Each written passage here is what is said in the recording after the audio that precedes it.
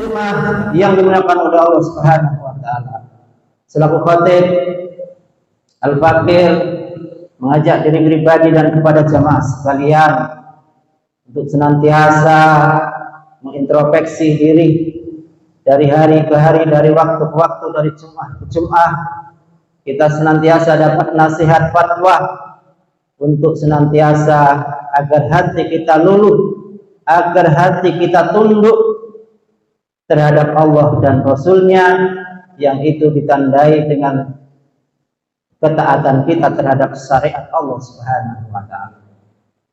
Sidang jemaah Jumat yang dimuliakan oleh Allah Subhanahu wa taala. Hari ini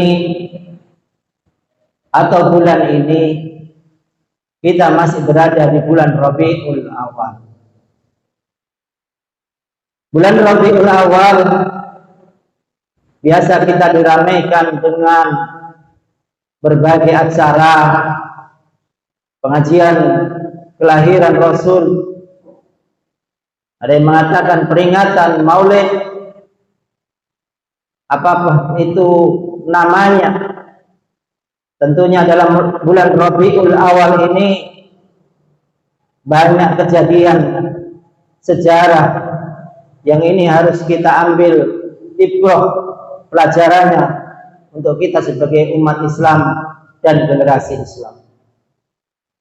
Di bulan Rabiul Awal ini adalah merupakan bulan kelahiran sosok manusia perubahan yang setiap protokol berdiri di mimbar selalu mengatakan dialah Rasul yang membawa dari masyarakat jahiliyah kepada masyarakat yang Islam. Dialah yang merubah dunia dari gelap gulita menjadi terang benderang, yaitu dengan Islam. Lahirnya sosok manusia yang dimuliakan, bahkan disebut setiap kita bersujud kepada Allah selalu menyebut namanya. Dialah Nabiullah Muhammad sallallahu alaihi wasallam. Dari sisi kelahirannya, kalau kita mau buka sejarahnya, sungguh luar biasa. Kejadian-kejadian ketika beliau lahir ke muka bumi ini, tanda-tandanya sudah cukup besar. Bahkan dalam sebuah kitab dikatakan 135 kejadian sebelum Rasulullah SAW, bahkan ketika Rasulullah SAW saat dilahirkan di muka bumi ini. Salah satunya adalah sesembahan orang-orang Yahudi itu padam, dan gereja-gereja di Telaga Sawah itu runtuh. Banyak kejadian-kejadian kemukjizatan menandakan akan lahirnya sosok manusia yang besar, yaitu Rasulullah Muhammad sallallahu alaihi wasallam. Tetapi yang terpenting, mengambil dari sosok kelahiran manusia yang hebat, bahkan 100 manusia tokoh yang berpengaruh, maka Rasulullah diletakkan pada urutan yang pertama. Itulah Nabi kita Muhammad sallallahu alaihi wasallam. Maka yang terpenting seharusnya kita sebagai seorang muslim ini bangga, merasa bangga, merasa hebat, merasa percaya diri, memiliki seorang panutan seperti itu, seorang rasul seperti itu, dan itu tidak dimiliki oleh manusia yang lainnya. Seharusnya kita bangga, kita banggakan diri kita. Dan yang terlebih adalah kita mencontohnya, sehingga di dalam Al-Quran mengikuti Rasulullah SAW itu adalah perkara wajib, bukan perkara sunnah, tapi wajib hukumnya kita mengikuti Rasulullah SAW. Bahkan qul in kuntum tuhibbunallaha fattabi'uni yuhibbukumullahu wa yaghfir lakum dzunubakum. Jika kalian mencintai Allah, maka ikutilah aku, niscaya Allah akan mengampuni dosa-dosa kalian. Kalau Allah mengampuni dosa-dosa kita, pasti Allah akan mengumpulkan kita bersama Rasulullah Muhammad Sallallahu Alaihi Wasallam. Inilah secara singkat kejadian Rasulullah Muhammad Sallallahu Alaihi Wasallam. Sehingga konsekuensi kita telah memiliki Nabi yang begitu hebat, Nabi yang begitu sempurna. Konsekuensi kita adalah mengikutinya. Mengikutinya. Inilah. Mengikuti berarti beriktiba, mencontoh persis apa yang diperjuangkan Rasul, itulah yang kita perjuangkan. Apa yang diperintahkan Rasul, itulah yang kita laksanakan. Apa yang dilarang Rasul, itulah yang kita tinggalkan. Wa ma atakumur rasulu faquduhu wa ma nahakum anhu fantahu wattaqullah innallaha sadidul iqab. Apa saja yang dibawa Rasul, ambillah. Apa saja yang dilarang Rasul, tinggalkanlah. Wattaqullah, tugas kalian adalah bertakwa. Takwa itu adalah hakikatnya melaksanakan perintah dan menjauhi larangan. Kalau kita tidak melaksanakan perintah dan menjauhi larangan, berarti kita tidak bertakwa. Konsekuensi tidak bertakwa adalah berarti kita tidak taat. Berarti kita kufur. Maka konsekuensi kita tidak taat adalah Allah ancam. Sesungguhnya di kemudian hari karena ketidaktaatan kalian kepada perintah dan Allah dan Rasulnya, maka sesungguhnya Allah menyediakan bagi kalian azab yang sangat pedih. Oleh karena itu sidang jemaah Jumat yang dimuliakan Allah Subhanahu wa taala, sebagai kesimpulan taatan kita kepada Rasulullah adalah mengikuti seluruh apa yang dibawa Rasulullah Muhammad sallallahu alaihi wasallam. Inilah kejadian pertama pada bulan Rabiul Awal. Kejadian besar yang kedua pada bulan Rabiul Awal adalah hijrahnya Rasulullah sallallahu alaihi wasallam dari kota Mekah ke kota Madinah. Ini adalah kejadian besar, bahkan diletakkan sebagai penanggalan kaum muslimin, yaitu hijrahnya Rasulullah dari kota Mekah ke kota Madinah. Rasulullah berjuang berdakwah selama 13 tahun. 13 tahun itu bukan waktu yang lama. Kita mondok di sini paling lama berapa? Sekarang umur kita berapa setelah itu kita kuliah? 13 tahun itu bukan waktu yang lama. Itulah perjuangan Nabi Muhammad SAW. Setelah 13 tahun Allah perintahkan, karena Allah sudah siapkan sebuah penduduk yaitu Madinah. Di sanalah pertama kali syariat Islam diterapkan secara totalitas. Di Mekah belum bisa, tetapi Allah menyediakan sebuah tempat yaitu Madinah. Dan kejadian itu terjadi pada bulan Rabiul Awal. Dari situlah kekuasaan Islam itu ditegakkan. Oleh karena itu Rasulullah itu sebagai kenabiannya, maka Allah tunjukkan mukjizatnya tentang kenabian, bahwasanya Rasulullah Muhammad itu sebagai nabi dengan kejadian-kejadian saat kelahirannya tadi. Tapi ketika dia berada di Madinah, maka Rasulullah juga dibaiat. Baiat itu berarti disumpah. Disumpah sebagai apa? Sebagai kepala negara. Sehingga Madinah bukan dikatakan lagi sebagai kota, tetapi sebagai ibu negara pemerintahan Islam saat itu, yaitu negara Islam pertama kali di Madinah. Kalau bukan dikatakan negara, kalau ada yang tidak setuju bahwasanya Madinah itu bukan negara, mengapa ada penanggalan Hijriyah dimulai dari saat? Mengapa Rasulullah SAW mengangkat seorang panglima militer, ada wali, ada gubernur, ada amir?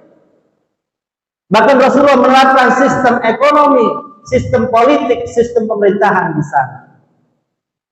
Hanya orang-orang yang jahil dan tidak memahami sejarah dan ingin memutuskan sejarah kekuasaan Islam dari kita. Mereka ingin membuat keraguan kepada kita generasi Islam bahwanya Islam itu tidak memiliki negara. Madinah itu bukan negara, tapi faktanya Rasulullah SAW itu adalah sebagai kepala negara. Sejak saat itulah berkobar siapa yang menentang Islam, siapa yang menghina Rasul, siapa yang menghina sahabat, maka dia akan berhadapan dengan negara. Maka pertama kali dikerahkan oleh Rasulullah SAW sejak berada di kota Madinah, yaitu perang Badar. Itulah terjadi pertama kali. Ketika di Mekah ini belum bisa dilakukan, padahal jawara-jawara kaum muslimin ada saat itu. Bagaimana Hamzah, bagaimana Umar bin Khattab, banyak pembela-pembela Islam. Mereka ingin melawan, mereka ingin berperang melawan orang-orang Quraisy. Tapi apa kata Rasulullah? Kita belum diperintahkan. Begitu dipindah ke kota Madinah, maka sudah berubah. Yang tadinya dari sebuah jamaah, dia menjadi sebuah negara yang dipimpin Nabi Muhammad Sallallahu Alaihi Wasallam. Itulah terjadi pada bulan Rabiul Awal. Yang terakhir kejadian besar pada bulan Rabiul Awal juga, yaitu wafatnya Rasulullah Muhammad Sallallahu Alaihi Wasallam, juga terjadi pada bulan Rabiul Awal. Wafatnya Rasul pada bulan Rabiul Awal, maka ditandainya dari sistem pemerintahan yang dipimpin oleh Rasul, maka menjadilah sistem pemerintahan khilafah. Yang pertama kali dibaiat adalah Abu Bakar. Pembaiatan Abu Bakar itu terjadi pada kurun waktu 3 hari 2 malam. Jasad Rasulullah SAW belum dikuburkan, padahal hukum syaraknya menguburkan mayat itu adalah harus dipercepat. Tapi ternyata jasad Rasulullah SAW itu 3 hari 2 malam baru bisa dikuburkan setelah terangkatnya Khalifah Abu Bakar. Maka setelah itu jasad Rasulullah SAW itu dikuburkan. Dari sini sebagai jemaah yang bermanfaat Allah Subhanahu wa taala, ini adalah ijma' sahabat. Sumber hukum Islam itu ada Al-Quran, ada hadis, ada ijma', ya. Dan ada ijma' itu adalah kesepakatan. Tapi ijma' di sini adalah ijma' sahabat. Karena sahabat dijamin di dalam Al-Quran, maka dia generasi-generasi yang terbaik pada para sahabat. Ijma' sahabat telah menetapkan kekosongan umat Islam dari seorang pemimpin itu hanya yang dibolehkan secara syar'i adalah 3 hari 2 malam tanpa adanya seorang pemimpin kaum muslimin. Dalam hal ini adalah seorang khalifah. Khalifah itu adalah pemimpinnya, negaranya disebut dengan sistem khilafah. Sistem khilafah itu adalah negara mendunia, universal, tidak mengenal sekat-sekat kebangsaan, tapi satu kesatuan yang disatukan oleh akidah Islam. Itulah disebut dengan sistem khilafah yang dipimpin oleh seorang khalifah. Sejak mangkatnya Rasul pada bulan Rabiul Awal itu, kepemimpinan sudah berubah dari sistem kenabian menjadi sistem kekhilafahan, dan itu bukti sejarah berlanjut selama 13 abad, 1300 tahun lamanya. Rentang dengan waktu kita belum lama, belum cukup 2 abad, baru 1 abad. Dibandingkan dengan kekuasaan Islam, hampir 3/4 dunia dikuasainya. Itu lebih lama dibandingkan kita ketiadaan khilafah sejak tahun 1924 sampai hari ini. Belum lama sidang zaman Jumat yang digunakan oleh Allah Subhanahu wa taala. Tapi orang-orang kafir, orang-orang musyrik, orang-orang munafik, mereka senantiasa menghalang-halangi sejarah ini dari generasi Islam. Karena kalau kita tidak tahu sejarah kita, maka tidak ada keinginan kita untuk berjuang, untuk membangkitkan kembali. Oleh karena itu khutbah ini adalah bagian dari pencerahan kepada diri pribadi Al-Fakir dan kepada jamaah sekalian. Sungguh Islam ini memiliki sejarah yang luar biasa, yang begitu hebat, yang begitu besar terhadap dunia ini. Syariat Islam ini diturunkan adalah untuk mengatur dunia, bukan untuk mengatur akhirat. Karena akhirat itu adalah konsekuensi. Justru mukjizatnya Nabi Allah Muhammad SAW itu adalah mukjizat pemikiran, yang itu di dalam Al-Quran dan As-Sunnah yang dijelaskan oleh Rasulullah Muhammad SAW. Dan mukjizat ini adalah mukjizat terakhir yang dibawa Nabi Allah Muhammad SAW untuk kita sekalian. Demikianlah sidang jamaah yang dilakukan oleh Allah Subhanahu wa taala. Khutbah singkat ini insya Allah bisa memberikan pemikiran banding kepada kita sekalian tentang kondisi agama kita dan umat ini. Sungguh perjalanan kita masih panjang, perjuangan kita juga belum berakhir. Hari ini justru kita ini berada di medan-medan pertempuran, medan perjuangan. Kalau dulu Rasulullah dan para sahabat, setelah Rasulullah berjuang dari 0 sampai 13 tahun berhasil menerapkan di kota Madinah dan dilanjutkan para khalifah selama 13 abad, 1300 tahun lamanya. Setelah itu berakhir tahun 1924. Sejak itulah para pejuang, para ulama menyusun pemikirannya, membuat organisasi, membuat kelompok-kelompok dakwah untuk kembali menyatukan puing-puing yang sudah hancur berkeping-keping itu untuk disatukan kembali. Sampai hari ini belum berhasil. Inilah menjadi fardu kifayah. Man mata fi unuqihi bai'atan faqad mata mitatan jahiliyah. Barang siapa yang dalam hidupnya tidak membaiat seorang khalifah, maka matinya seperti mati jahiliyah. Mati jahiliyah adalah mati menanggung dosa besar. Oleh karena itu, mudah-mudahan kita terhindar dari itu. Kita senantiasa berupaya berjuang. Mudah-mudahan Allah Subhanahu wa taala mensegerakan kemenangan Islam dan kita akan menyaksikan bagaimana baldatun thayyibatun wa ghafur itu benar-benar berada di tangan kaum muslimin. Barakallahu fikum. Kalau ada benarnya dari Allah, kalau ada kesalahan dari saya pribadi